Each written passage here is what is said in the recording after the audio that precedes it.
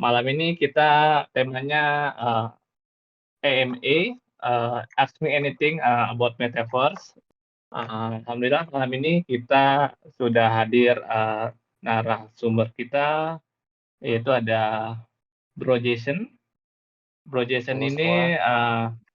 Metaverse dan Software Engineer dari AEG. Beliaulah yang bertugas di AEG untuk nge-create Metaverse development-nya gitu. Nanti beliau akan sharing-sharing dengan kita dan juga mungkin teman-teman ada yang mau ditanyakan seputar Metaverse, mulainya dari mana, apa itu historinya, dan gimana perkembangan ke depannya khususnya di Indonesia, bisa nanti kita ada sesi tanya jawab gitu. Oke, mungkin untuk mempercepat waktu di awal, sebelumnya kami persilahkan dulu untuk Bro Jason memperkenalkan diri dan apa role-nya sekarang di AG, biar teman-teman yang hadir di sini bisa kenal lebih dekat dengan Bro Jason. Oke, untuk Bro Jason waktu dan tempat kami persilakan. Silakan. Ya, halo semuanya. Hmm. Mungkin perkenalan singkat aja ya.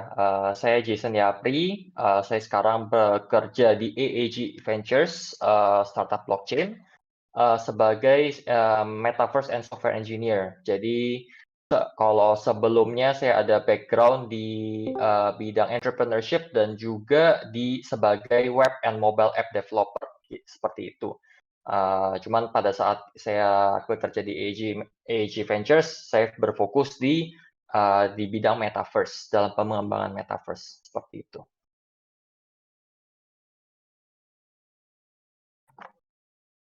Oke, Bro Jason. Jadi tema malam ini kita akan lebih bahas seputar Metaverse nih, misalnya, mungkin teman-teman juga udah banyak yang sering dengar atau baca berita, tentang Metaverse, di mana kita sebelumnya pernah dengar juga bahwa perusahaan, sosial media seperti Facebook, mulai lebih awal untuk, eee, menjelajahi atau, beralih ke, teknologi Metaverse gitu. Makanya namanya juga kan mereka berubah dari Facebook ke Meta gitu, perusahaan induknya.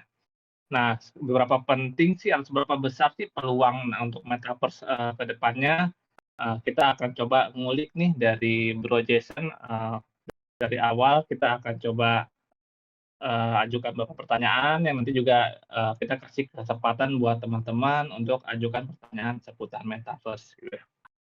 Oke, Bro Jason, ini aku ada beberapa pertanyaan yang sudah aku list yang, mungkin Bro Jason bisa, bantu jelaskan supaya teman-teman juga, mengerti gitu ya. Yang pertama, dari saya ini mungkin kita udah kenal, sering dengar ya Metaverse, cuma saya sendiri tuh pengen atau mungkin, Bro Jason bisa jelaskan ke teman-teman pakai bahasa mungkin ya, yang mudah dimengerti orang-orang awam, apa sih sebenarnya teknologi Metaverse itu gitu loh. Kurang Oke, lebih itu sih Bro, ya, penjelasan thank you singkat atau pertanyaannya.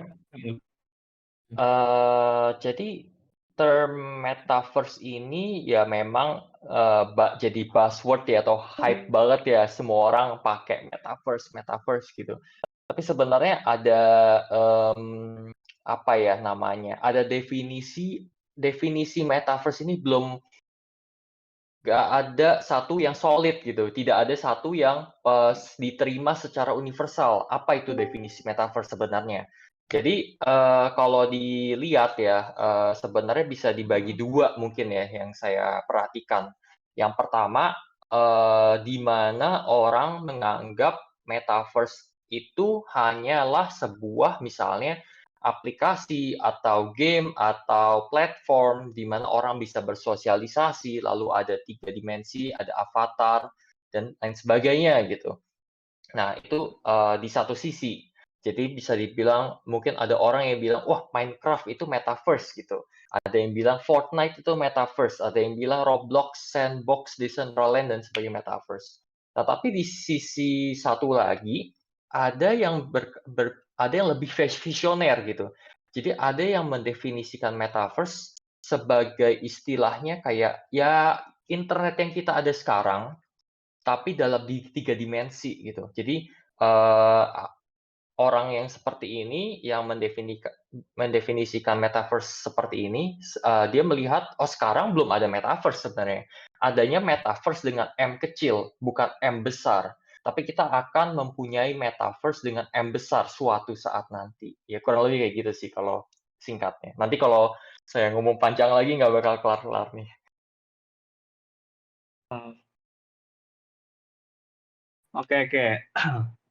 Nah, untuk selanjutnya nih ada pertanyaan juga, apa sih hubungan, antara Metaverse sama NFT gitu loh? Apa Metaverse itu bisa berdiri sendiri tanpa NFT, Bro Jason?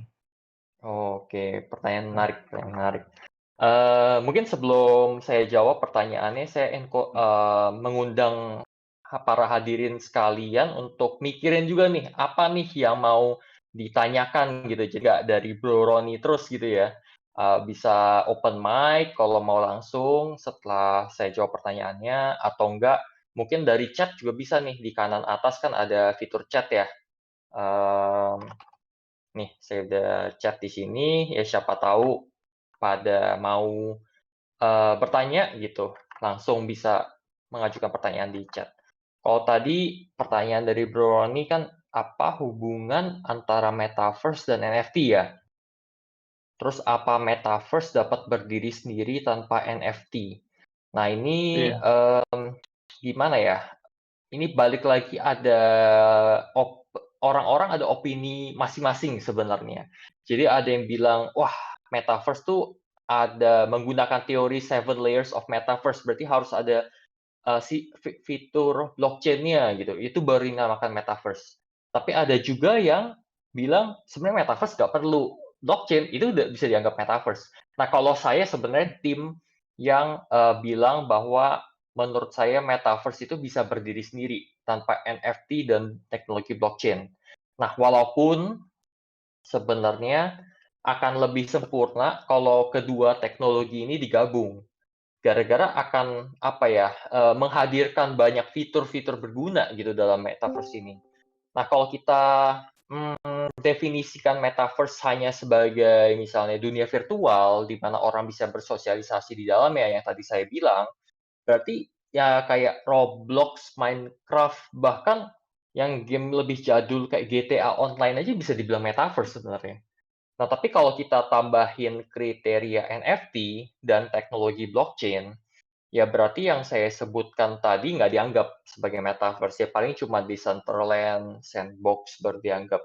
Tapi ya gimana ya, balik lagi Metaverse yang kita ada sekarang masih fitur dan use case-nya masih sangat limited ya, dan visi ke depan, di mana metaverse akan digunakan di keseharian kita dan kegunaan use case-nya bahkan sangat luas, itu masih jauh lah, kita bakal melihat seiring perkembangannya teknologi, teknologi mungkin blockchain, NFT, dan hardware-hardware, seperti Oculus, nanti kan juga Apple mau rilis tuh XR device dia namain, bukan MR, bukan AR, bukan VR, tapi bukan MR, tapi XR, gitu dia namain seperti itu. Nah, kalau ngomongin soal penggunaan NFT sendiri, sebenarnya yang sudah diimplementasikan tuh masih sangat minim, dan potensi NFT sesungguhnya itu masih ya jauh lah, sekarang NFT kan kita tahu NFT sebagai apa sih? Sebagai collectible, sebagai art, sebagai monyet-monyet mahal gitu kan. Nah, sekarang tapi, kita harus tahu, sekarang negara seperti Palau aja itu udah menggunakan NFT, untuk program digital residency-nya. Nah, sedangkan di Korea Selatan sedang dikaji untuk menggunakan NFT untuk KTP mereka gitu. Nah, terus, ada lagi kalau nggak salah saya, berita terakhir tuh ada di Singapura dan di China juga, itu pengadilannya udah ketok palu, dia bilang NFT itu bisa dianggap properti dari sisi hukum. Berarti kan ini menggambarkan sebuah, apa ya namanya ya, kayak wah breakthrough lah untuk dunia NFT. Nah, bayangin kalau sampai misalnya KTP kita nih udah jadi NFT, bukan KTP yang difoto terus dijadiin NFT di OpenSea seperti orang-orang yang dilakuin ya. Tapi misalnya udah diregulasiin gitu di negara Indonesia atau negara yang lain. Nah, banyak yang memprediksi sebenarnya aset-aset fisik seperti tanah dan rumah ke depannya bisa bakal menggunakan NFT juga. Nah, kira-kira jangkauan waktunya dalam 8 tahun ke depan. Nah, sehingga punya potensi yang tak terbatas. Kenapa? Gara-gara ya di blockchain itu ada yang namanya smart contract ya. Nah, kalau sampai seandainya KTP kita udah di blockchain, terus surat rumah kita udah di blockchain, bayangkan kita bisa use case-nya bakal banyak banget. Contohnya, kita mungkin bisa melihat menyewa dan membeli properti di metaverse. Ini mungkin 8 tahun lagi gitu ya, cuman kita udah ngomong dari sekarang. Nah, langsung nih, kita dari, mungkin dari metaverse kita bisa melihat rumahnya dalam 3 dimensi, ukurannya, perabotannya, furniturnya, dan sebagainya, terus kita bisa menyewa langsung atau membeli propertinya langsung dari metaverse sendiri. Nah, jadi ya balik lagi, kita potensi NFT itu masih sangat luas dan yang, mungkin sekarang yang dipakai itu baru collectibles dan art ya. Nanti ke depan, di gaming dan metaverse akan juga berkembang dan lebih banyak dipakai di sana. Tapi ke depannya, mungkin dalam 5 sampai 8 tahun tuh menurut saya KTP, apa namanya, kayak yang tadi saya bilang rumah, aset-aset yang kita miliki itu bisa disimpan di dalam NFT. Jadi ya gitulah kurang lebih.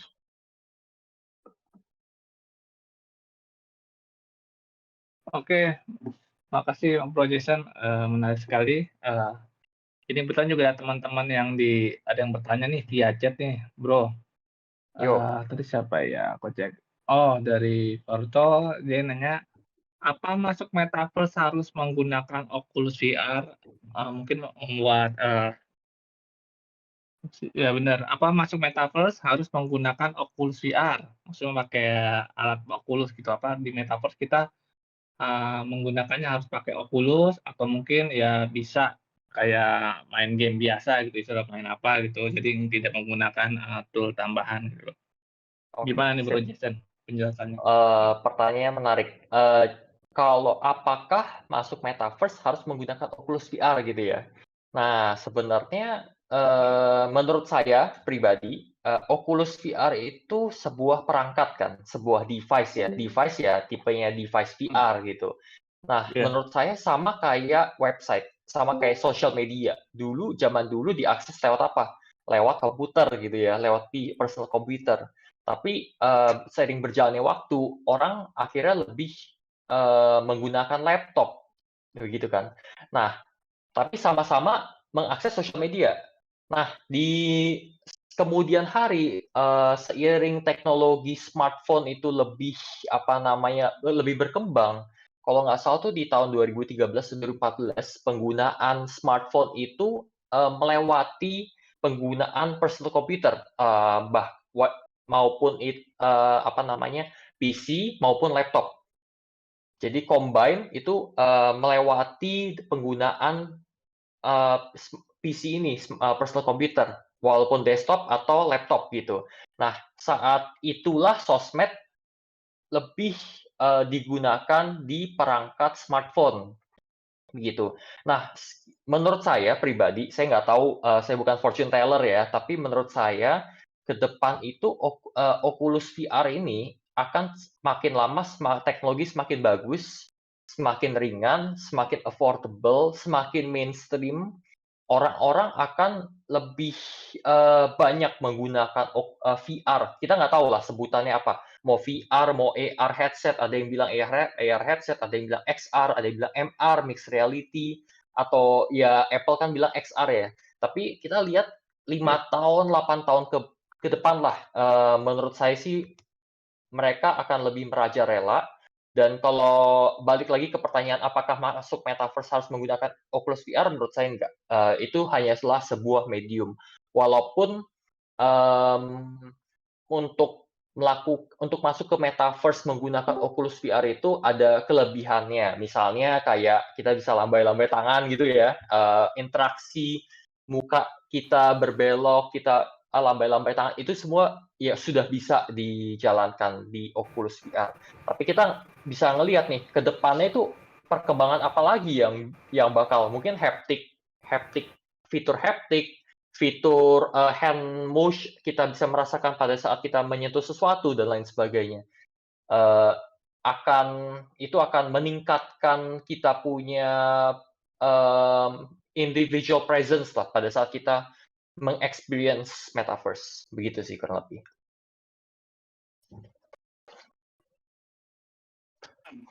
Oke, makasih penjelasannya Bro Jason. Oke, selanjutnya tadi ada satu pertanyaan lagi. Tadi Heroes kayaknya buka mic, mungkin mau bertanya atau gimana?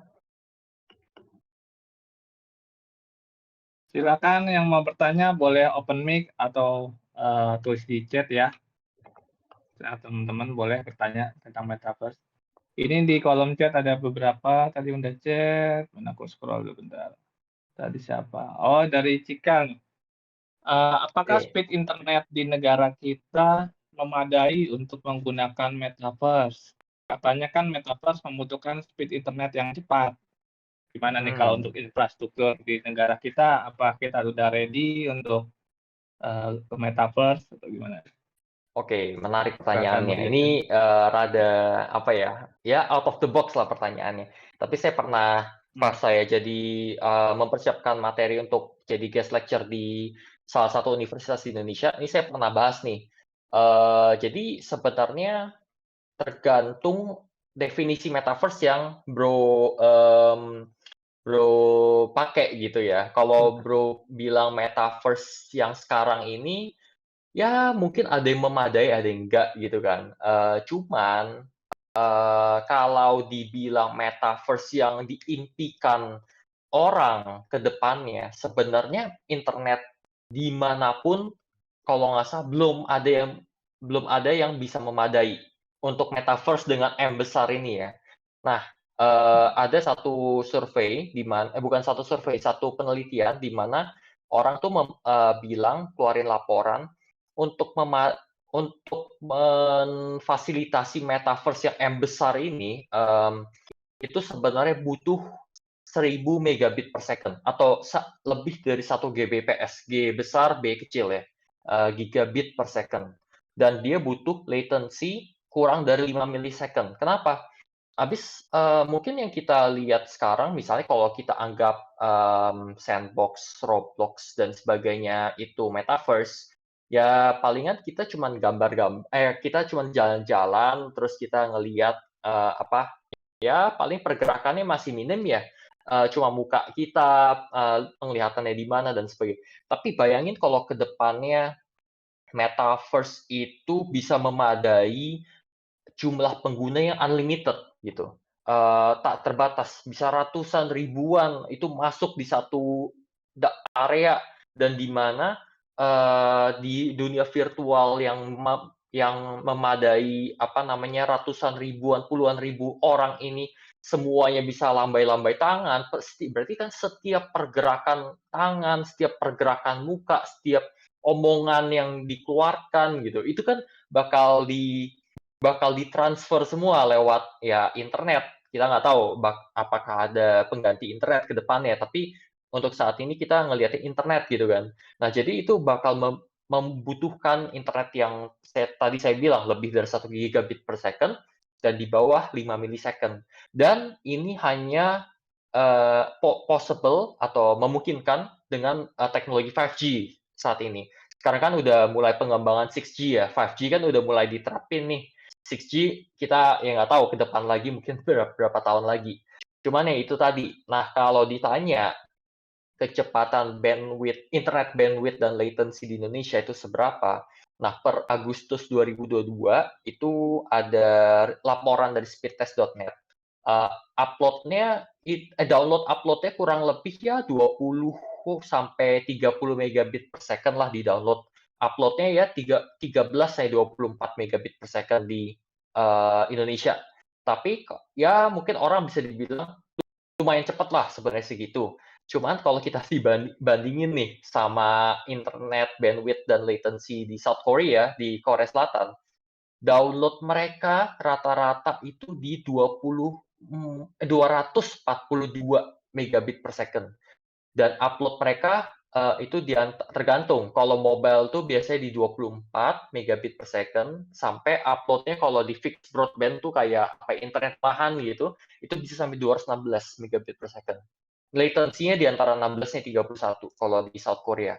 Nah, which is ya beda jauh ya kalau kita bandingin kayak gitu, hampir 10 kali, ya 10 kali lipatnya ya di Indonesia sama di South Korea. Apalagi kebutuhan internet bandwidth dan latency untuk metaverse dengan M besar. Gara-gara kenapa dibutuhkan sebegitu besar?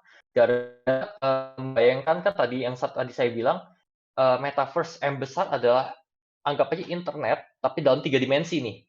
Nah, di mana kalau sekarang kita men-search informasi itu dalam 2 dimensi, kita search Google, search YouTube, nonton video YouTube, kita ikut acara ini sekarang Discord dalam 2 dimensi, dalam bentuk YouTube video gitu kan. Ke depan tuh semua interaksi diperkirakan atau diprediksikan akan dalam bentuk 3 dimensi. Misalnya kita search apa ya? Misalnya kita search anak kecil lagi belajar SMA gitu. Dia search, oke, saya mau pelajarin tentang otak gitu. Ya udah langsung keluar. Otak tuh bagian lapisan-lapisannya dan sebagainya itu bisa dipelajarin semua gitu dalam 3 dimensi. Entah itu dalam menggunakan VR headset, AR headset dan sebagainya atau ya screen. Tapi ya balik lagi yang tadi, untuk mengakomodir itu butuh internet yang cepat, gitu sih kurang lebih. Menarik. Jadi memang, internet tuh nggak bisa kita lepaskan ya. Jadi maksudnya tetap untuk, metaverse ke depannya, speed atau teknologi internet itu, kita perlu, untuk, bisa akses ke metaverse-nya juga gitu ya. Kurang lebih begitu ya? Iya. Oke, selanjutnya tadi ada di kolom chat, ada Bro Hendy nih. Kata Bro Hendy, "Terima kasih atas penjelasan menariknya. Tadi menurut Bro Jason, metaverse tidak perlu hand in hand dengan NFT dan kripto ya. Sepenasarannya, kalau dari pengalamannya Bro Jason, metaverse sekarang semangatnya lebih mau giving people power melalui desentralisasi atau lebih creating new interaction platform. Idealnya dalam bayangan saya, mestinya diusahakan supaya bisa mencapai keduanya. Tapi pastinya ada tantangan di tahap pengembangan awal ya, kalau ada niat decentralization. Ya, jadi kurang lebih itu pertanyaan dari Bro Hendy itu ya, tadi menanyakan, apakah sekarang tujuannya, metaverse itu lebih ke giving people power melalui desentralisasi atau memang cuma hanya membuat, something new atau creating new interaction platform gitu? Menurut Bro Jason seperti apa sih, metaverse itu saat ini? Oke, iya menarik. Gitu. Thank you Bro Hendy pertanyaannya. Mungkin, bisa diperjelas juga lewat chat, Mhm, new interaction platform, definisi itu seperti apa ya? mhm, Habis kalau pertanyaannya lebih mau ke giving people power melalui mhm, desentralisasi atau sentralisasi, nah itu saya bisa jawabin. Tapi kalau yang creating new interaction platform mungkin harus diperjelas nih, definisinya apa gitu. Nah, kalau saya heeh, lihat ya, sebenarnya kayak gini sih, saya ngelihat gini, metaverse itu kan sebuah aplikasi ya, ya bisa dibilang aplikasi gitu, walaupun keren namanya metaverse gitu kan. Tapi aplikasi dibikin oleh developer ya, developer, ada perusahaan biasanya ada perusahaan di balik itu dan sebagainya. Sama sepertinya dulu sosial media dibikin oleh ya Facebook, sebelumnya lagi ada Friendster, sebelumnya lagi ada yang lain sebagainya. Nah, perusahaan-perusahaan ini tentunya ada objektif kan, ya mostly to make money gitu. Nah, jadi pertanyaannya sebenarnya kalau balik lagi mengacu ke pertanyaan, sebenarnya metaverse semangatnya itu mau giving people power melalui desentralisasi nggak sih gitu? Kurang lebih kalau kayak gitu pertanyaannya. Tergantung kita ngelihat siapa dan, metaverse dari benak siapa nih? Dari visi metaverse yang mana nih?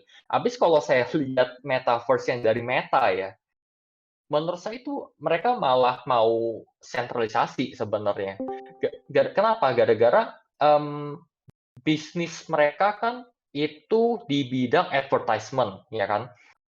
Dan kita bisa lihat datanya di mana dia udah kehilangan market share dengan TikTok. Jadi TikTok udah mulai naik nih, Instagram udah mulai ya segitu-segitu aja gitu. Dia harus bisa banting setir untuk mendapatkan user base yang lain supaya mereka ke depannya bisa memonetisasi dan ujung-ujung mempunyai source of income yang lain.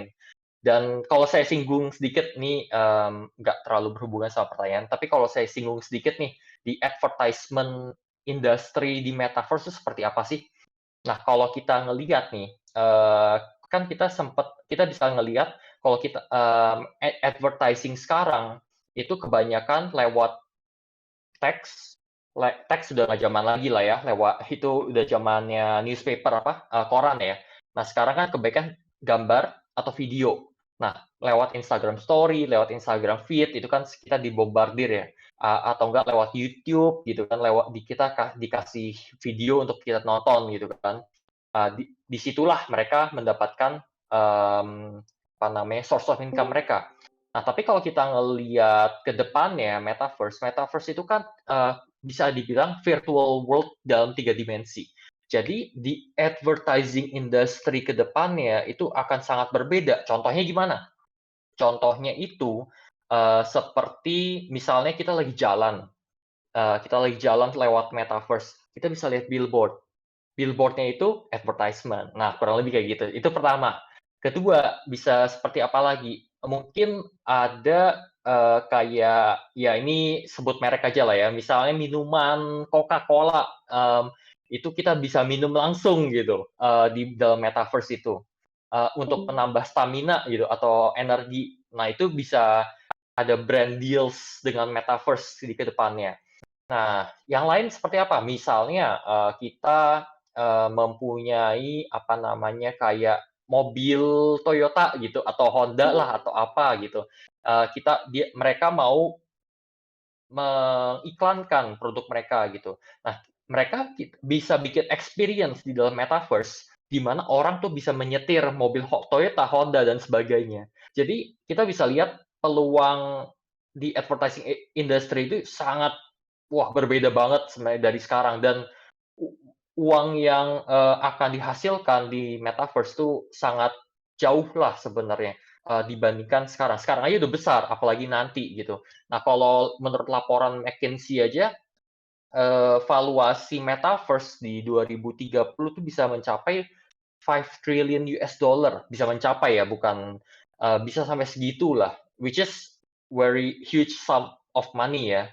Nah, jadi balik lagi nih, kalau ditanya apakah mau giving people power melalui desentralisasi atau gimana? Menurut saya, balik lagi tergantung, perusahaannya. Habis kalau kita lihat, Meta yang bikin Horizon World atau ke depannya sih saya nggak tahu kalau bikin apa lagi. Terus Microsoft, ada Microsoft Mesh walaupun dia nggak bilang itu metaverse.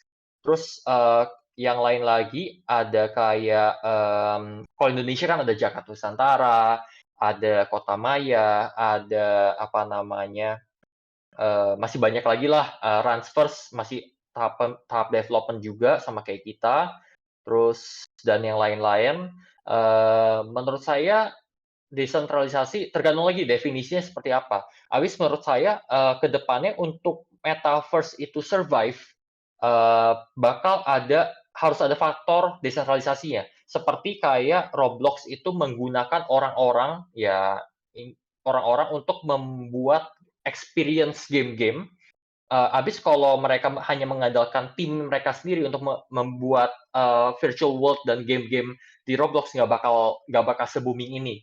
Valuasi Roblox itu nggak bakal se-booming ini dan se-high itu gitu. Sama halnya dengan bayangin Facebook, Instagram, kalau nggak ada content creator, ya platformnya mati gitu kan, kurang lebih kasarnya kayak gitu. Menurut saya metaverse yang survive ke depannya harus mengutilisasi, eee, nanti menurut saya bakal ada 3D content creator, seperti itu, untuk supaya bisa berkembang, ke depannya. Habis nggak mungkin tim tim inti mereka yang mengerjakan semua konten yang akan dikonsumsi orang-orang. Nah, di sinilah, bisa dibilang peran desentralisasi.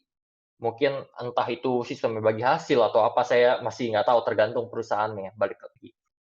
Ya, mungkin terlalu panjang ya kalau saya ngomong terus, bisa to next question kali. Oke, oke, nggak apa-apa. Nanti dilanjut lagi. Dan tadi Bro Hendy-nya kayaknya keluar ya tadi ya. Ah, Oke, nggak apa-apa. Oke, kita coba lagi. Tadi ada pertanyaan berikutnya. Siapa ya? Oh, ini ada Mas Ren bilang, kalau project NFT Metaverse rasanya banyak yang setahun setelah presale nggak launching-launching. Waduh, kenapa nih ya? Project NFT Metaverse rasanya banyak yang setahun setelah presale nggak launching-launching. Aduh, kira-kira kendalanya apa tuh? NFT iya. Metaverse. Bener. Sebenarnya ini ya bukan project NFT Metaverse doang ya, mungkin Hmm. banyak project lah ya, termasuk termasuk mungkin blockchain, bener-bener project blockchain gitu kan. Ada juga, wah ini kok nggak launching-launching, ini rug pull atau apa nih, kok ini scam atau apa nih. Nah sebenarnya, eee, gara-gara ya itulah, bisa dibilang disadvantage dari, desentralisasi. Nah kalau kita ngelihat sentralisasi, Mhm. kan proses untuk mengerjakan sesuatu misalnya, kalau kita ngelihat legal entity kayak kita mau bikin bisnis, harus ada PT, harus ada perizinan, harus ada ini, harus ada itu, lama kan? Dan kita harus minta izin sentralisasi ke pemerintah, harus tunggu bikin, buka rekening bank buat perusahaan, harus ada izin misalnya SIUP, TDP, apa, surat izin usaha, perdagangan, TDP, gitu-gitu kan. Ya pokoknya ribet lah gitu kan. Nah, tapi itu mengurangi resiko sebenarnya. Mengurangi resiko orang-orang kabur dari, apa namanya, bisnis atau project yang mereka mau ngerjakan. Walaupun bisa terjadi juga. Cuman, itu mengurangi resikonya. Nah, tapi kita sekarang ngelihat shifting di mana, kalau kita ngelihat sekarang lebih ke desentralisasi, sebenarnya akses untuk membikin project itu sangat gampang ya, kalau kita lihat. Kita tinggal gather team, kita bikin, apa, ada beberapa lah, orang, yang expertise-nya mungkin memadai gitu ya, kurang lebih memadai at least di mata, audience orang gitu kan.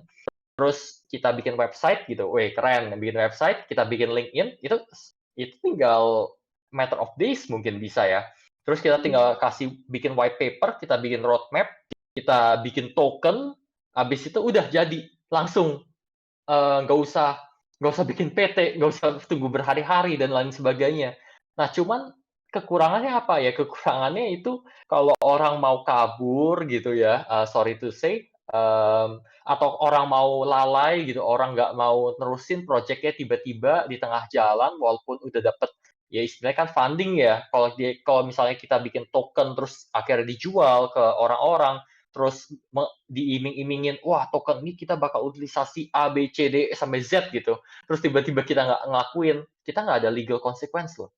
Sampai sekarang ya, at least for now ya, kita nggak ada legal consequence. Makanya banyak yang bilang rug pull gitu kan. Nah, cuman itulah menurut saya advantage dan disadvantage-nya desentralisasi, dalam hal khususnya di pembuatan project lah, kurang lebih seperti itu. Project NFT, project metaverse, project blockchain, dan lain sebagainya. Menurut saya, ya harus saya nggak bisa bilang ya, apakah saya pro regulasi, misalnya, oh saya mendingan diregulasin semuanya gitu, atau let let it be as it is gitu. Saya nggak terlalu bisa bilang nih, habis susah juga memilih antara dua itu. Habis both has its own advantage and disadvantage, balik lagi seperti itu sih. Thank you. Oke, thank you Bro Jason. Iya. Ini lanjut lagi, pertanyaan selanjutnya dari ada dari Iren. Di film Ready Player One, player yang bermain games di metaverse bisa merasakan sentuhan, pukulan, atau merasa sakit terkena tembakan. Apakah seperti itu nantinya konsep metaverse ke depannya gitu? Oke, menarik menarik. Oke. Jadi di film Ready Player One ya, wah kalau ada Mhm, sentuhan, ada pukulan, kita bisa rasa sakit, bisa kayak merasa tertembak gitu kan. mhm. Apakah seperti itu nanti ya konsep metaverse? Mmm, Kalau mau ngomong jujur, saya nggak tahu. Itu jujur, jawaban jujurnya. Gara-gara menurut saya, misalnya kayak gini, sekarang memang udah ada haptic suit feedback, walaupun ya masih sangat minim ya. Jadi di mana kalau, misalnya ada tembakan, kita bisa terasa nih di badan kita, ada ya haptic lah, haptic nggak sampai tertembak duar gitu, wah gimana gitu, enggak. Tapi ada perasa, jadi lebih imersif gitu kan, itu udah ada yang bikin. Terus misalnya sentuhan, sebenarnya sudah ada juga yang bikin walaupun masih dikit.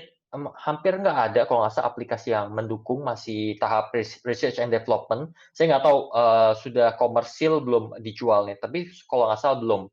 Jadi ada yang bikin seperti alat dipakai di tangan, di mana kalau kita mau megang sesuatu, tek langsung misalnya ini benda keras nih, kita pegang, tek langsung ini ada yang narik tangan kita. Kita nggak bisa genggam gitu, nggak bisa genggam sepenuhnya, seperti itu. Nah, tapi apakah itu metaverse seperti itu nanti ya? Sebenarnya along the way kita, teknologi-teknologi will come and go ya. Jadi teknologi misalnya zaman dulu itu, saya ingat banget ada 2 teknologi yang saya kira, "Wah, ini bakal booming banget nih, pasti bakal booming." Itu kayak, apa namanya, Microsoft Kinect contohnya. Microsoft Kinect itu kan ada IR infrared, ada ya intinya bisa ngelihat, apa namanya, kamera 3 dimensi lah. Nah sekarang, dulu kan diiming-iming AR tuh bakal bener-bener booming, tahun berapa itu ya, tahun 2016 mungkin ya. Nah, setelah itu, apakah benar-benar booming? Rupanya marketnya belum ready. Nah, sekarang aja di handphone, saya kira handphone tuh bakal implementasi. Dulu kalau nggak salah ada setelah Microsoft Kinect ada namanya Intel RealSense. Intel RealSense ini saya juga sempat, kotak-katik, oprek-oprek gitu ya. Mmm, Dia bilang, "Wah, udah ada proof of concept-nya bakal di-install di setiap handphone." Di handphone, jadi kita bisa ngelihat ada fitur-fitur 3 dimensi, fitur-fitur AR dan lain sebagainya. Apakah sekarang dipakai? Nggak semua ya. Android nggak pakai kamera 3 dimensi, hanya iPhone doang untuk Face ID ya sebenarnya. Jadi, kita harus ngelihat sih, dan mungkin nggak semerta-merta, wah ada teknologi baru, terus langsung, this is the future, nggak juga. Habis kita balik lagi, teknologi yang datang akan diuji oleh market, oleh orang, apakah ini worth the money to buy, worth the effort, worth the use cases yang bisa unlock gitu dari menggunakan teknologi ini. Nah, contoh lain apa? Contoh lain tuh, saya lupa nih, Magic Leap kalau nggak salah. Magic Leap itu, mungkin banyak yang nggak tahu ya, tapi Magic Leap itu seperti satu device kecil seperti ini, colok aja lewat, apa namanya, ke USB-nya laptop. Dulu saya pernah oprek-oprek juga gara-gara saya S1 IT dulu kan. Nah, di Magic Leap itu kalau sekarang Magic Leap terkenalnya AR headset, walaupun saya nggak tahu udah launching atau belum. Tapi dulu Magic Leap tuh bikin, namanya jadi tangan kita bisa bisa kayak gini, saat kita taruh tangan kita di atas, walaupun di ambang-ambang gitu, dia bisa memvisualisasi tangan kita lagi ngapain gitu. Dan itu kita bisa, apa, harapannya itu kita bisa kayak, kita bisa swipe kayak gini, itu langsung langsung aplikasi itu langsung bisa berinteraksi, kita bisa berinteraksi dengan aplikasi menggunakan hand gesture yang lebih intuitif. Jadi kita tinggal swipe kayak gini, terus pinch and zoom dan sebagainya itu bisa. Tapi apakah itu, digunakan sekarang? Ya nggak juga ya, itu udah 5 tahun yang lalu loh sebenarnya. Udah ada proof of concept-nya, saya udah pakai. udah ya sempat oprek-oprek dikit, tapi sampai sekarang itu balik lagi nggak terjadi ya. Jadi kita ya kalau mau tahu jawaban pastinya, we should wait and see. Tapi ya analisa juga, habis nggak semua teknologi dan hardware worth the money, worth the use cases dan lain sebagainya. Nah, tapi menarik sih. Tadi kan dibilang film Ready Player One gitu ya. Orang-orang taunya kebanyakan metaverse itu dari film Ready Player One. Tapi kalau kita ngelihat dari sisi lain ya, film Ready Player One itu sebenarnya gambaran metaverse yang tersentralisasi. Jadi kalau anggapan misalnya Meta itu jadi metaverse satu-satunya di dunia, itu bisa tuh jadi kayak Ready Player One di mana ya eksploitasi lah kurang lebih seperti itu. Makanya kita sebenarnya mengharapkan metaverse itu kumpulan dari dunia virtual. Jadi lebih ke multiverse. Metaverse dengan M, di mana di metaverse yang dengan capital M ini mempunyai banyak sekali metaverse yang kecil-kecil, dan kita juga bisa travel dari satu metaverse ke metaverse lainnya. Menggunakan menurut saya akan adanya interoperability ke depannya. Walaupun saat ini teknologinya masih baru dalam perbincangan ya, untuk di mana satu metaverse kita bisa travel ke metaverse lain, kita bisa bawa NFT kita bisa bawa avatar kita dari satu metaverse ke metaverse lain. Kurang lebih seperti itu sih. Thank you pertanyaannya. Oke, menarik Bro Jason. Tadi dengar apa? Multiverse ya. Ada metaverse, Iya, ada multiverse ya. Kalau iya multiverse itu benar. apa kayak ini ya? Di film siapa kemarin ya? Doctor Thanos. Strange. Doctor Strange. Sama nggak ya? Itu apa Ya ya? itu Kurang kan lebih. multiverse di dunia nyata ya. Kalau multiverse yang Hmm. saya bilang di dunia virtual ya, itu Hmm. rada beda lah. Hmm. Oke, oke. Iya, makanya dengar kata multiverse kayaknya pernah dengar judul apa gitu ya. Oh, siap, siap. Oke, lanjut. Ada Bro Ren nih nanya, kebetulan di telat tadi masuknya.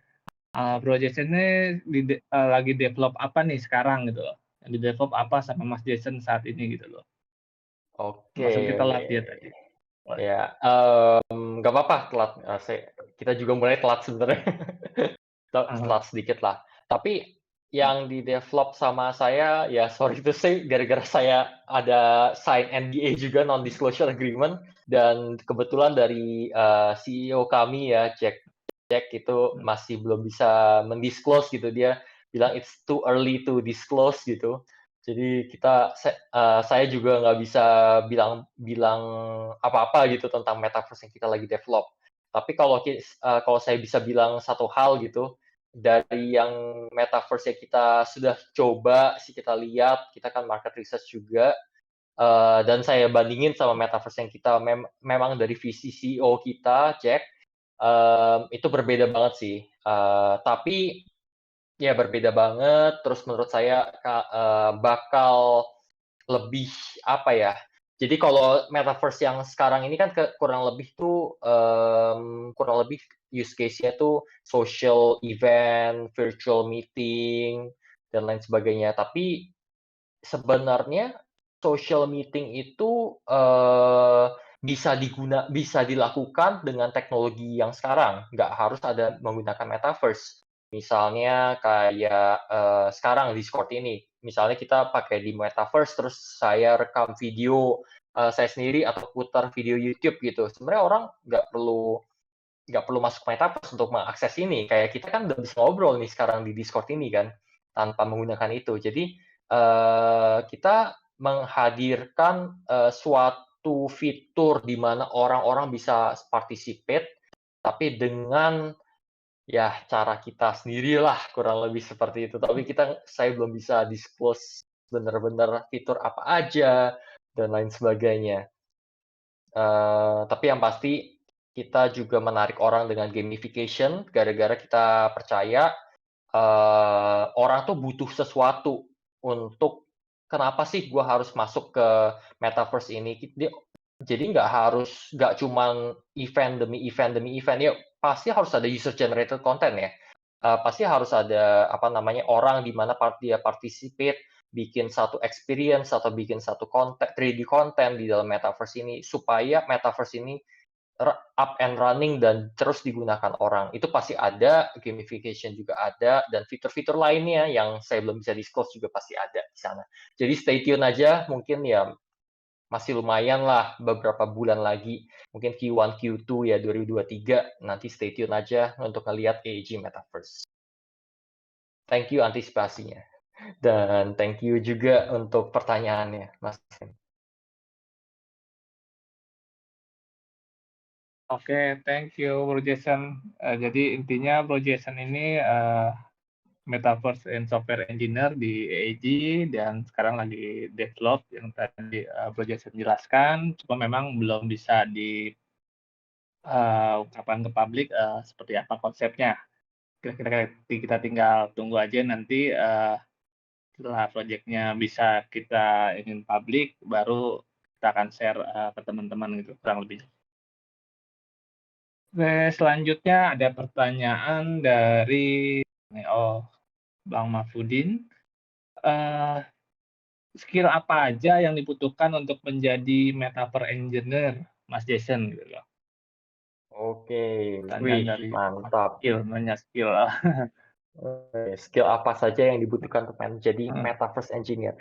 Jadi, kalau kita ngelihat ya metaverse, kan tadi saya bilang metaverse tuh lebih ke virtual world dan 3 dimensi. Nah, tools apa sih sebenarnya yang bisa membuat metaverse ini? Jawabannya sebenarnya yang paling the best tools untuk membuat virtual world 3 dimensi ini sebenarnya game engine. Balik lagi kenapa game engine, gara-gara di game engine ini, itu udah, mempunyai fitur seperti lighting, penempatan objek 3 dimensi, ya, transform, rotation, bla bla bla, and so on, ada collision detection, dan lain sebagainya. Jadi kurang lebih metaverse bisa dibilang seperti game, seperti itu. Nah, tapi balik lagi, penggunaan metaverse ini seperti apa?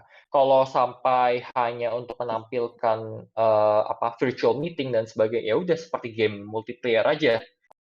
Cuman kalau sampai kita mau menyediakan elemen Web3-nya, which is kita bakal ada di AEG Metaverse AEG ini, kalau sampai kita mau itu, berarti ada elemen Web3-nya kan, berarti kita harus ngerti juga tentang Web3 programming. Nah, Web3 programming aja luas sebenarnya. Eee, Ngomong lagi, blockchain apa nih, network apa? Network Ethereum kah? Network Cardano kah? Network Solana kah? Kalau Solana ya kalau nggak salah pakai Rust. Cardano ya pakai Haskell Plutus. Kalau Ethereum ya pakai Solidity gitu kan. Terus orang kan ngelihat, oke, bikin metaverse, bikin game, oke, berarti kayak bikin game bisa sendiri. Sebenarnya untuk pembuatan game aja itu dibagi 3, minimal banget dibagi 3. Jadi ada yang dari sisi art-nya, art-nya itu di mana orang tuh bikin model-model 3 dimensi, environment art-nya, sekelilingnya itu seperti apa sih, kayak gitu.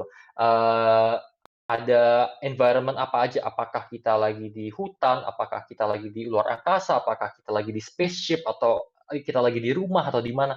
Nah, mereka yang mikirin nih, environment art. Kalau, ada lagi character art, karakter kita seperti apa sih? Avatar kita seperti apa sih? Nah itu, di lingkup artis ya, di lingkup 3D artist. Nah itu bisa pelajarin kayak seperti Blender dan lain sebagainya. Salah satu aplikasi Blender lah kurang lebih. Nah ada lagi di programming. Programming itu sebenarnya dibagi lagi. Jadi, apakah kamu mau kerjainnya di sisi gameplay-nya, gameplay mechanics-nya, atau mau dari sisi network-nya yang handle multiplayer dan lain sebagainya. Gara-gara multiplayer ini itu kelihatannya simple ya. Kita main game PUBG dan sebagainya itu kurang lebih, wah langsung take it for granted gitu. Padahal banyak banget yang harus dipikirin di sini. Salah satunya aja nih kayak region gitu kan, region. Misalnya ada satu dari Asia, satu lagi orang Amerika, bisa connect nggak? Bisa ketemu nggak? Kalau bisa ketemu, kan latency-nya banyak tuh, tinggi tuh. Harus diakalin seperti apa supaya mereka bisa ketemu dan latency-nya rendah, ya kurang lebih seperti itu. dari satu sisi lagi ada namanya game design atau metaverse design gitu kalau dari sisi metaverse. Untuk mikirin desain tuh bukan desain gambar ya, tapi desain tuh lebih mikirin, konsepnya seperti apa, ada learn and earn kah, ada, nanti misalnya kita ada inventory kah, ada combat system kah, ada, apa namanya, progression kah, ada ya seperti itulah kurang lebih. Banyak banget sebenarnya yang bisa dipikirin dan menurut saya overkill kalau satu orang yang ngerjain sih, yang pasti bukan saya doang yang ngerjain. Kalau saya ngerjain mungkin 7 tahun lagi baru keluar gitu ya, AEG Metaverse. Kita ada tim lah, di balik, AEG Metaverse ini. Jadi skill apa saja, balik lagi ke pertanyaan skill apa saja yang dibutuhkan untuk menjadi Metaverse Engineer. Untuk menjadi Metaverse Engineer setidaknya yang pasti harus tahu apa itu Metaverse, mmm pengertian tentang metaverse sudah solid juga, setelah itu baru kita pilih penjurusan kita mau apa nih, fokus di mana, baru tekunin aja di situ, untuk membuat metaverse. Jadi nggak harus kita babat habis semuanya, kita pelajarin semuanya, kayaknya nggak bakal sanggup. Kita nggak bakal sanggup sih kalau one man show Superman gitu. Ya, thank you pertanyaannya, Mas Mahfudin. Oke, makasih Bro Jason. Oke, masih adakah pertanyaan selanjutnya dari teman-teman? Sepertinya ada Teman-teman tuh. boleh open mic langsung kalau mau ditanyakan ataupun lewat via chat ya. Oh, yang di bawah ada lagi. Dari Tikal nanya, apakah games Roblox dan Minecraft termasuk kategori games metaverse? Ya, kan, Bro. Games Roblox dan Minecraft apakah termasuk ke kategori game metaverse? Oke, pertanyaan yang menarik. Sebenarnya saya ada jawabannya. Saya mau screenshot, send gambar, bisa nggak ya? Harusnya bisa sih, sebentar. Jadi balik lagi tadi yang ke awal yang saya bilang, tergantung definisi metaverse yang kalian miliki. Gara-gara nggak masing-masing orang mempunyai definisi metaverse yang berbeda-beda nih. Nah, kalau kalian bilang, wah sebenarnya nggak perlu blockchain untuk apa namanya untuk dianggap metaverse ya berarti game-game Roblox, Minecraft, bahkan GTA Online yang zaman dulu pun dianggap metaverse gara-gara ada fitur virtual world dalam 3 dimensi dan kita bisa bersosialisasi, ya udah gitu. Itu dianggap metaverse. Tapi kok sebaliknya kalau harus ada blockchain di metaverse kalau nggak ada blockchain berarti bukan metaverse. Berarti hanya sandbox dan Decentraland. Nah, tapi ada di sisi lain nih.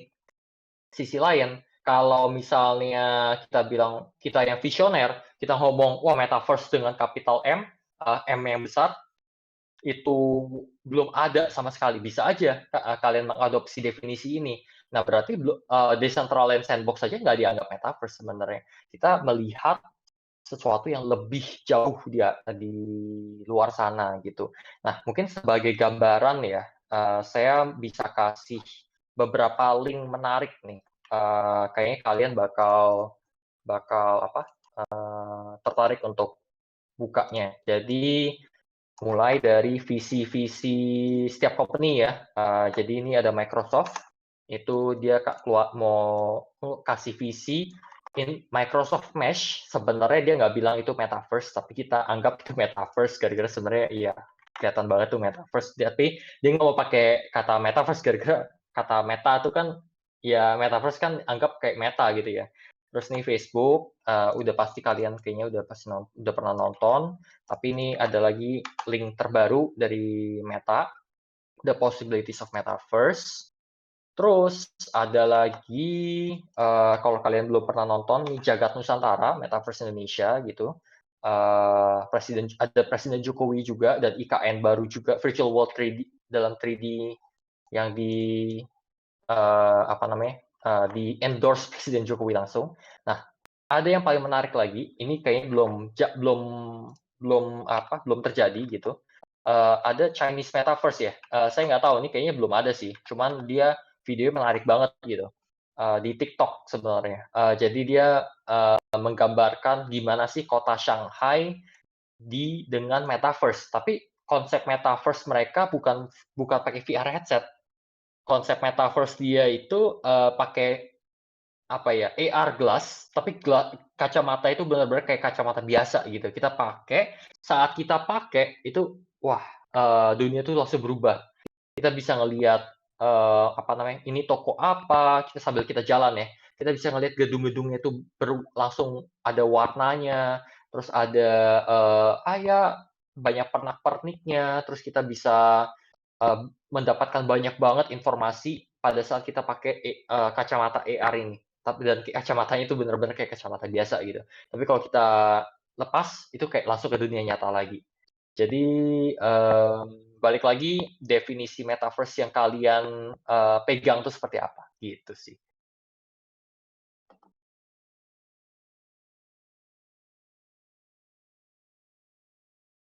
Oke, Bro Cikal itu udah dijawab tadi sama Bro Jason, dan juga dikasih gambar itu udah bisa lihat di kolom chat tentang perbedaan game-game yang berbasis decentralized ataupun centralized. Kemudian juga ada link-link yang dikirimkan di kolom chat oleh Bro Jason yang teman-teman nanti bisa coba lihat satu persatu biar lebih memahami lagi apa sih sebenarnya konsep dari metaverse sendiri. Oke, selanjutnya ada lagi di kolom chat pertanyaan dari Bro Ren. Jagat Nusantara itu yang punya siapa ya, Mas? Ini Oh, mantap sharing-nya. Wah, thank you, Bro Ren. Bro Jason, oh, jadi Bro Ren ini tanya, Jagat Nusantara itu yang punya siapa atau yang nge-build, siapa? Mungkin Bro Jason sudah pernah mencoba mendalaminya. oke, Heeh, yang co-founder-nya menurut LinkedIn, saya belum pernah ketemu langsung ya, heeh. cuman, dia menurut LinkedIn itu co-founder-nya itu Barry Began namanya. Ini saya kasih, link-nya langsung ke LinkedIn-nya dia. Terus, dia itu bikin perusahaan namanya Jagat.io, bisa langsung dibuka kalau nggak salah Jagat.io juga ya, sebentar saya cek dulu. Dia ada LinkedIn, ada Instagram juga, terus, dia itu bisa melalui, Chrome langsung, kayak di Decentraland, atau bisa lewat Google Play atau iOS, eee, begitu. Nah, kalau saya pernah coba, Jagat Nusantara ini, dia, dia mengkombinasikan metaverse 3 dimensi dan 2 dimensi ya. Walaupun yang ditampilkan tuh kan IKN ya, wah keren gitu, tapi, dia adopsikan 2 dimensi juga. Jadi 3 dimensinya itu untuk virtual world tertentu doang, salah satunya IKN. Nah, dia fokusnya itu lebih ke sosial media. Jadi dia mau, eee, Jagat Nusantara ini sebagai, apa namanya, sebagai sosial media untuk generasi Z dan generasi Alpha. Dan dia waktu itu kalau nggak salah di hari Sumpah founder-nya bule, saya lihat sih orang Indonesia, Jakarta sih ya, kalau dari LinkedIn ya. Saya lihat dari education-nya sih, Cornell University, Massachusetts ke Amerika mungkin ya, cuman kayaknya orang Jakarta, Indonesia harusnya. Cuman kan kenapa dia bisa di-endorse sama Presiden Jokowi gitu, mungkin ya melalui koneksi dan juga gara-gara ada IKN-nya ya. Kalau sebelumnya kan kayak misalnya Metanesia ya, Metanesia itu sempat di-endorse sama Erick Thohir ya kalau nggak salah ya. Eee, Erick Thohir atau siapa, iya kalau nggak salah Erick Thohir ya. Erick Thohir atau satu lagi saya lupa, nah Erick Thohir benar, gara-gara dia ada kerjasama sama Telkom dan kalau nggak salah sama Astra juga. Jadi makanya dia, di-endorse sama Erick Thohir. Walaupun ya user-nya, terbilang rada rendah ya kalau Metanesia. Nah kalau Jagat ini saya lihat lumayan aktif ya, gara-gara mereka bisa, apa namanya, bisa yang itu tadi, yang saya bilang mengutilisasi content creator yang ada gitu. Tapi nggak harus something that is very, apa ya, bener-bener out of the box, maksudnya kayak, jauh di sana. Mereka salah satu, upaya mereka tuh kayak ngedatengin beatboxer lah, orang yang nyanyi lah gitu. Nanti kalian mungkin bisa coba sendiri nih, Jakarta Nusantara. Habis itu lumayan menarik dan lumayan banyak juga kalau nggak salah penggunanya pas saya coba dulu ya. Dia grand opening waktu itu nggak salah invite Presiden Jokowi, Erick Thohir, siapa lagi beberapa itu ke Sarinah Jakarta di teater kalau nggak salah ya dia bikin gitu. Nanti kalian lihat aja deh di YouTube ada versi versi video panjangnya untuk ngulas eventnya itu. Meta Indonesia mah Telkom punya. Oh iya, mau di endorse Soekarno juga bisa. Soekarno udah nggak ada ya, tapi udah almarhum. Tapi ya begitulah kurang lebih. Thank you pertanyaannya, Mas Rin. Balik Oke. lagi ke host, moderator. Oke, jadi jagat itu eh, jadi bukan jagat itu bukan istilahnya proyek pemerintah ya, cuma istilahnya Pak Jokowi ikut endorse aja gitu ya, berjasa maksudnya ya. Ya, setahu saya sih, sepengetahuan Hmm, saya seperti itu. hmm, hmm. Cuma memang dia ambil proyeknya bikin virtual world IKN gitu ya, bro ya. Ya, sebenarnya kalau Hmm, kalian coba, itu kita hmm. bakal dimasukin ke virtual world 2 dimensi dulu. Tapi kita bisa ke IKN-nya. Jadi nggak tahu mereka masih transisi dari 2 dimensi atau ke 3 dimensi atau gimana saya kurang jelas juga sih. Cuma menarik sih, kalian harus coba. Oke, oke. Ini tersedia di hanya di browser atau bisa di handphone? Ada di handphone juga sebenarnya, ada di iPhone, ada Bisa ya. di iOS, ada di Google Chrome. Hmm, oke. Oke, entar coba. Ya, jadi teman-teman kalau penasaran nanti coba bisa akses jagat.io, bisa di iOS, Android maupun di browser. Biar teman-teman bisa rasain gimana sih istilahnya berinteraksi di metaverse gitu. Ada lagi dari Bro Ren, apa nih, itu namanya kartun. Belakangan saya lihat ke depannya ada tren metaverse kartun, PS metaverse non kartun atau real kayak game GTA. Penasaran yang menang DAU, Daily Active User yang Activision. mana nih? Iya Antara iya metaverse iya. yang versi kartun dan versi non kartun, nih orang lebih tertariknya pakai yang mana nih kira-kira Bro Jason nih? Iya. Kira-kira. Mmm, saya lihat dari technical perspektif ya. Kalau dari technical perspektif yang non kartun rada susah ya, masih belum memungkinkan. Yang balik lagi tadi, dari network bandwidth, bukan network bandwidth sih, Hmm, lebih ke dari processing power ya, dari device-device. Kebetulan dari tim teknis kita juga ada, apa namanya, issue, di mana bukan issue sih, tapi lebih ke pertimbangan kalau kita mau bikin fotorealistis mungkin. Kalau kita mau bikin sefotorealistis mungkin, berarti kita harus jumlah bahasa teknisnya itu poligon, jumlah poligon atau jumlah verticesnya itu sangat banyak dan dengan computational power kita yang ada sekarang di VR headset gitu, terutama Oculus Quest 2 ya, itu sangat tidak memungkinkan gitu, sangat amat tidak memungkinkan.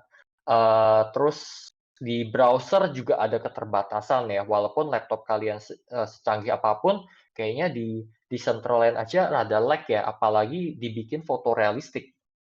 Kayaknya kita masih jauh untuk ke arah sana. Tapi kalau, game, memang targetnya itu sangat niche, targetnya itu untuk high end user, di mana punya laptop 30, 40 jutaan gitu, mungkin aja ada bisa mengarah ke sana. Cuman kayaknya untuk mencapai target market yang luas dan banyak orangnya, kayaknya mau nggak mau kita harus mengorbankan, kita belum bisa bikin foto realistik. Apalagi kalau ada air. Nah, ini menarik banget. Ada air itu sangat menggunakan graphical processing yang sangat berat. Eee, jadi itu harus di-tweak sedemikian rupa sehingga bisa, memory friendly lah kurang lebih, apalagi bisa diakses menggunakan HP gitu. menggunakan browser, laptop, begitu sih. Ya, tapi nggak menutup kemungkinan mungkin dalam 5 tahun ke depan, trennya mungkin berubah. Kalau sekarang kan kita lihat ya, kayak Minecraft gitu kan, itu pixelated banget, terus Sandbox juga sedikit ya masih pixelated lah.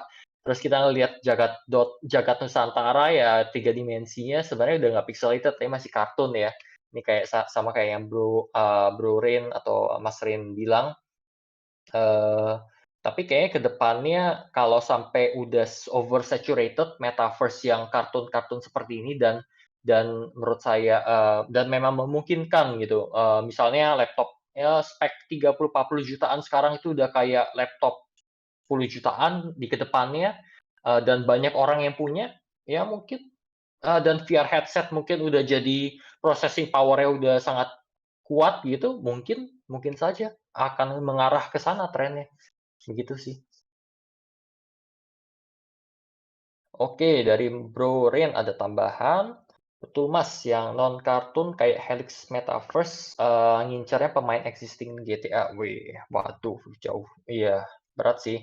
Nggak tahu marketnya pada mau pakai NFT apa enggak. Kudu pakai VGA card RTX 2000 plus 4 jutaan. Tapi owner VGA game lebih banyak daripada VR headset. Benar sih. Owner VGA game masih lebih banyak daripada VR headset.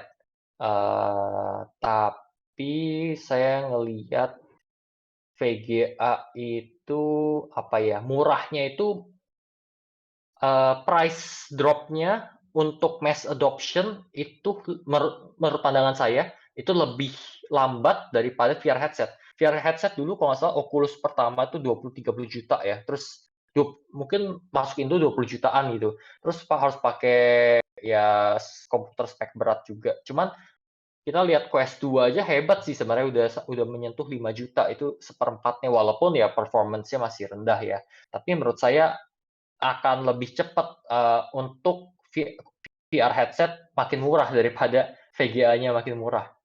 Walaupun ya VGA juga komponen di VR headset, tapi itu kan buat mobile, kalau RTX itu buat laptop ya yang lebih berat, laptop dan PC. Menarik sih, ini. Thank you Mas Rin, diskusinya.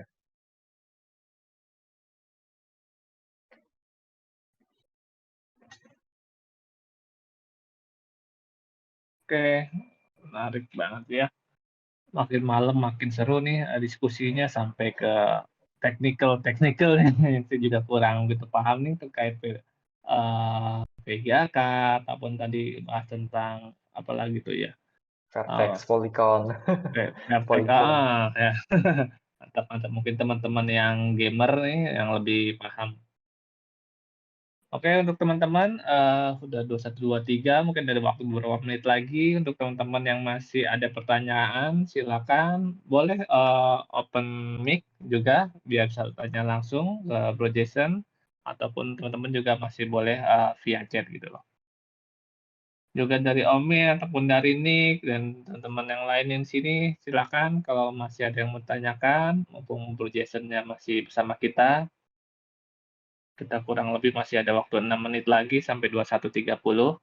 Belum kita closing,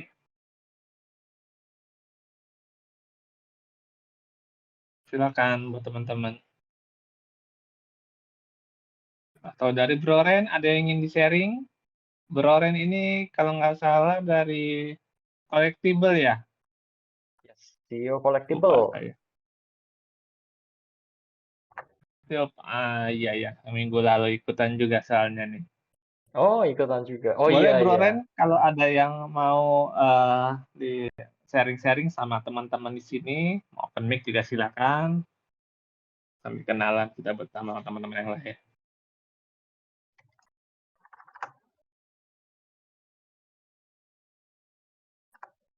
Boleh open mic aja kali Bro Ren, biar enak ngobrol. Mungkin, di Silakan. akhir saya mau propose apa, Hmm, mengusulkan ada photo session lah bareng.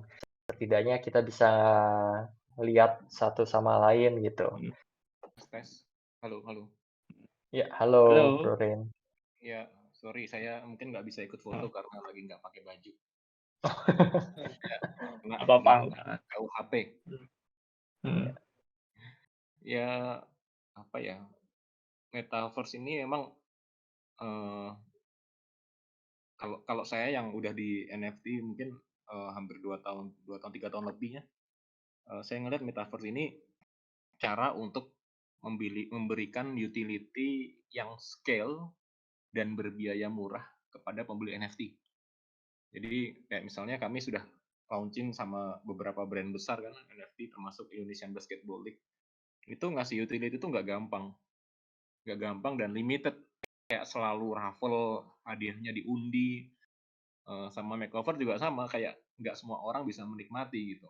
Dan kadang biayanya juga nggak murah. Jadi harus harus beli NFT yang mahal baru bisa ngasih utility yang mahal juga gitu.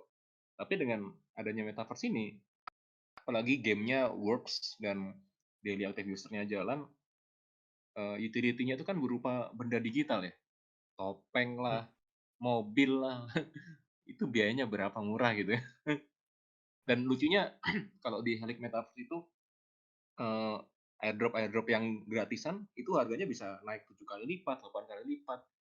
Wah ini saya pikir gila banget nih, terutama kalau daily active user-nya beneran jalan dan active user-nya beneran main gitu. Cuma emang ya itu yang menjadi kunci ya menurut saya sebuah project metaverse berkembang harus di EU. Ya, saya penasaran banget 3 tahun ke depan bakal seperti apa. Yang menang di EU itu konsepnya seperti apa itu sangat penasaran sekali. Itu aja sih dari saya. Jujur saya baru tahu nih Helix Metaverse dari Bro sebenarnya. Menarik sih saya lihat-lihat ini. Kayak bener-bener fotorealistik banget ya. Oh iya, Eh, iya, dan dia ada konsep NFT Metaverse. Tapi dia konsepnya ini ikut ini nggak ya? Apa namanya? Ada utility di offline world atau online doang ya? kayaknya dia ada kerjasama dengan bakal ada kerjasama dengan Gerai Fashion gitu. Bisa dapat diskon di Oh, Gerai Fashion-nya terus mungkin bisa beli baju di metaverse-nya terus dikirimin ke lokasi. ah, Nah, kayaknya begitu ya. iya, iya, iya. Gerai Metaverse-nya di luar atau di Di US sih seluruh kayaknya. dunia gitu? Masih di Oh, luar kali ya? iya. Iya. Tapi ya kita bakal ngelihat utility ke depan semakin ini sih, semakin banyak lah menurut saya. Habis makin apa, adopsi blockchain, NFT semakin apa, semakin ada mass adoption gitu, perlahan-lahan ya ke depannya. Jadi kita ya we need to wait and see sih, untuk ngelihat siapa yang menang DAU, daily active user yang terbanyak. Kayak sekarang kita ngelihat kan Instagram udah mulai kalah ya, ada TikTok gitu-gitu kan. Nah, kita nggak tahu nih, mmm, ke depan seperti apa. Gara-gara, kayak CEO-nya Epic Games ya kalau nggak salah, Tim Sweeney ya, dia sempat bilang sih seperti ini mungkin sebagai closing aja. Jadi dia bilang kalau zaman dulu banget, itu saya lupa tahunnya berapa, itu orang tahun 90-an ya atau tahun 2000-an orang, perusahaan perlu bikin website gitu kan. Terus tahun berapa lagi 2010-an mungkin, orang butuh bikin sosmed gitu, halaman sosmednya masing-masing kan. Sekarang kita lihat kan, kayak pemerintah-pemerintah, perusahaan swasta, semua ada Twitter account, Instagram, Facebook untuk menjangkau generasi Gen Z atau milenial akhir gitu kan. Tapi, menurut, Tim Sweeney, CEO-nya Epic Games ini, dia bilang, ke depan suatu saat, perusahaan-perusahaan tuh bakal perlu mengoperasikan metaverse-nya sendiri gitu. Jadi harus ada metaverse. Nah, pertanyaannya sekarang metaverse yang mana gitu kan. Nah, sebenarnya kan kita udah ngelihat big brand seperti banyak ya sebenarnya big brands kayak misalnya HSBC udah masuk Sandbox, Tommy Hilfiger masuk Roblox, Walmart masuk Roblox, Gucci masuk Sandbox. Terus kita ngelihat Samsung ada di Decentraland dan lain sebagainya lah, masih banyak lagi pertanyaan kasus-kasus. Nah, nanti ini jadi perkembangan yang menarik juga kita harus ngelihat nih metaverse yang mana nih yang DAU-nya menang. Habis kan perusahaan invest ke metaverse bikin seperti itu masih belum semudah website, belum semudah sosmed ya. Sosmed kan tinggal klik-klik jadi gitu. Kalau metaverse harus ada timnya di balik itu. Tapi balik lagi sebenarnya sebuah opportunity juga sebenarnya. Untuk ke depan kalau sekarang kan ada banyak yang freelance orang bikin website. Nah, ke depan nih siapa tahu ada jasa freelance bikin metaverse gitu. Mungkin saat tools-nya udah lebih gampang gitu untuk dibikin. Tapi ya we'll wait and see lah kurang lebih. Oke, udah 2131 Bro Roni. Kayaknya kita bisa tutup saja. Sebelum tutup mungkin apa kita mau sesi foto bersama dulu? Buat teman-teman, yuk kita open video, kita buat dokumentasi. Silakan teman-teman yang ready bisa open kameranya. Kita udah sesi foto foto session. Bro Jason yang nanti ambil ya. Siap, Pakai siap. handphone. Oke. Mana ada ya.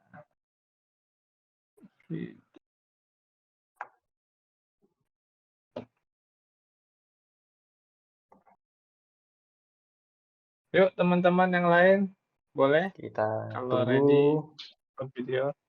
Kita tunggu, nggak buru-buru, 2 menit lagi mungkin, semenit 2 menit. Untuk ya siapa tahu mau benerin rambut gitu. Bagi yang mau buka video untuk foto sesi bersama dipersilahkan. Oke. Kalau tidak ada nggak apa-apa. Kalau udah nggak ada lagi, mungkin kita bisa ambil fotonya. Boleh. 1, 2, 3. Cheese. Sebentar saya cek dulu. Oke. 1, 2, 3.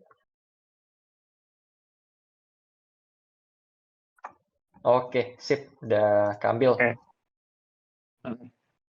Sip. Oke, thank you Bro Jason. Thank you juga buat teman-teman yang malam ini sudah menyempatkan untuk hadir. Kita belajar bareng, sharing-sharing bareng. Tadi banyak pertanyaan juga dari teman-teman yang penasaran tentang topik kita malam ini. Makasih juga sama Bro Ren yang masih setia ikut bersama dengan kami. Minggu depan kita masih ada satu sesi lagi untuk penutup tahun ya. Temanya minggu depan tentang Web3 Trend and Prediction in 2023. Jadi nanti ada Nasum yang akan discuss bareng kita dan memaparkan apa sih tren Web3 dan prediksinya di tahun 2023. Jadi teman-teman bisa dapat insight kira-kira apa nih yang kita harus persiapkan menyambut tahun 2023 khususnya di industri Web3 ini.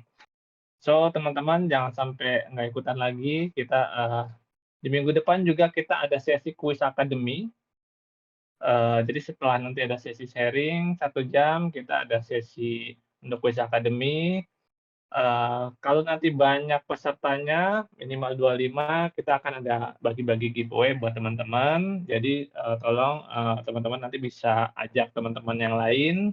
Kita akan ada sesi kuis akademi sambil kita menguji sudah sampai mana sih pengetahuan kita tentang Web3 dan juga blockchain.